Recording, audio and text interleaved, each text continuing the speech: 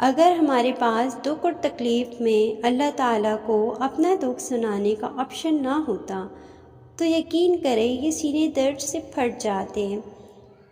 پھر وہ دنیا کے غموں اور اس کی رنگینیوں میں کھو کر اپنا وقت نہیں ضائع کرتا، وہ تو پل پل اپنے محبوب کی محبت کی چاہ میں جینے لگتا ہے۔ پھر اس کی آنکھیں محبوب کی یاد میں بہتی ہے، پھر اس کا دل محبوب کی یاد سے لطف پاتا ہے۔ قرآن پاک پتھر دلوں کو موم کرتا ہے، ٹوٹے دلوں کو جوڑتا ہے اور بیمار دل کی شفا ہے۔ اللہ ہر وقت آن لائن ہے، ابھی بات کر لو، وہ یوں نہیں کہے گا کہ میں اس وقت مصروف ہوں، تم سے بات نہیں کر سکتا۔ یہ بھی نہیں کہے گا کہ پہلے میری سیکیورٹی سے اپوائنٹمنٹ لے لو، وہ تو ہر وقت تمہاری کال کا منتظر ہے، تمہیں ویلکم کرے گا، خوش ہوگا، تمہارے گناہ بخش دے گا، تم پر رحمت کرے گا، تو تمہاری دعاؤں کے مقابلے میں کئی گنا زیادہ دے گا، دنیا میں بھی اور آخرت میں بھی۔